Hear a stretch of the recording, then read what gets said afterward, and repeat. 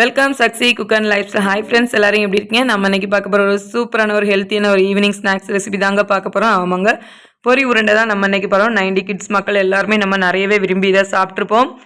இப்போ பார்த்தீங்கன்னா அதுக்கு தேவையான பொருட்கள் என்னென்னு பார்க்கலாம். இது கருப்பட்டிங்க. கருப்பட்டி உடம்புக்கு ரொம்பவே ஹெல்த்தியானது. பல் அதே போல் எல்லாத்துக்கும் உடம்புக்கு ரொம்பவே ஆரோக்கியமானதுங்க. அடுத்தல பார்த்தீங்கன்னா கரெக்டாக 3.5 பவுல் வந்து அந்த கருப்பட்டி எடுத்துருக்கலாம். அதுக்கு 3.5 பவுல் பொரி நான் எடுத்து வச்சுருக்கிறேன். பொரி பாருங்கள் எவ்வளோ அழகாக நல்ல மொறுன்னு இருக்குதுன்னு. அடுத்தல பார்த்தீங்கன்னா நம்ம குழந்தைங்க கொஞ்சம் மனமும் சுவையும் இருந்துச்சுன்னு நல்லா விரும்பி சாப்பிடுவாங்க. அதுக்கு ஃப்ளேவருக்காக 2 ஏலக்காய் எடுத்து வச்சுருக்கிறேன்.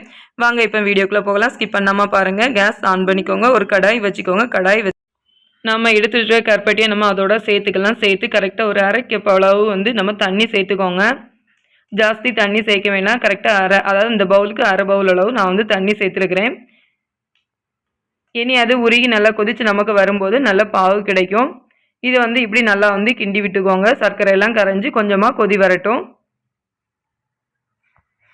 இந்த கருப்பட்டி வந்து உடம்புக்கு ரொம்பவே குளிர்ச்சியானது. அதே போல் இதில் வந்து சுண்ணாம்பு சத்து எல்லாமே அதிகப்படியாக இருக்கிறதுனால குழந்தைங்களுக்கு ரொம்பவே நல்லது. இப்போ பார்த்தீங்கன்னா நம்ம வந்து வடித்து இதே போல் கருப்பட்டி பாகை நம்ம வந்து எடுத்துக்கலாம். இப்போ எதுக்கு வடித்து எடுக்கிறோன்னு பார்த்தீங்கன்னா அதில் இருக்க தூசு மண் எல்லாமே நமக்கு இதோட வர்றதுக்காக வடித்து எடுத்தது. இப்போ பியூரான கருப்பட்டி பாகு நமக்கு வந்து ரெடி ஆகிடுச்சு. கேஸ் ஆன் பண்ணிக்கோங்க. கடாய் வச்சுக்கோங்க. கருப்பட்டி பாகை நம்ம வந்து அந்த கடாயில் நம்ம வந்து சேர்த்துக்கலாம். இப்போ பார்த்தீங்கன்னா நமக்கு வந்து கருப்பட்டி பாகு வந்து லைட்டாக கொதிச்சு வந்துட்டே இருக்குது. நமக்கு இதில் வந்து மெயினே இந்த கருப்பட்டி பாகு தாங்க. கருப்பட்டி பாகு நீட்டாக நம்ம காய்ச்சி எடுத்துட்டோன்னா பொரி உருண்டை வந்து நமக்கு செமையாக வந்துடும்.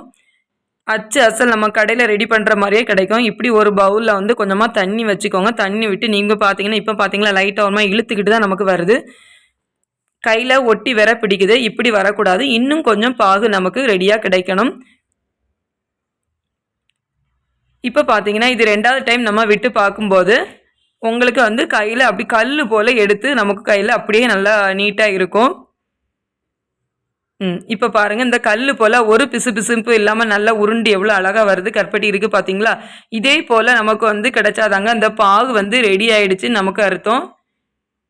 இப்போ வந்து நமக்கு கருப்பட்டி பாகு வந்து நமக்கு நல்லாவே கிடச்சிடுச்சு. தட்டி வச்சிருக்கிற ஏலக்காயை நம்ம அதோட சேர்த்து மீடியம் ஃப்ளேமில் கேஸ் வச்சுக்கோங்க.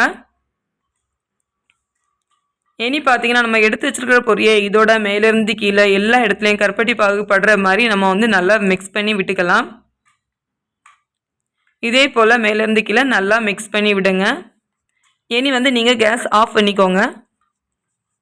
இதே போல் நீட்டாக மெதுவாக நீங்கள் வந்து மிக்ஸ் பண்ணி விடுங்க. எல்லா இடத்துல இருக்க பொரியிலையும் அது படணும். பாகுபட்டால் தான் நமக்கு வந்து உருண்டை பிடிக்கிறதுக்கு கரெக்டாக வரும். இப்போ பார்த்தீங்கன்னா நமக்கு வந்து நல்ல சூடாக தான் இருக்குது. பார்த்தீங்கன்னா உங்களுக்கே தெரியும்.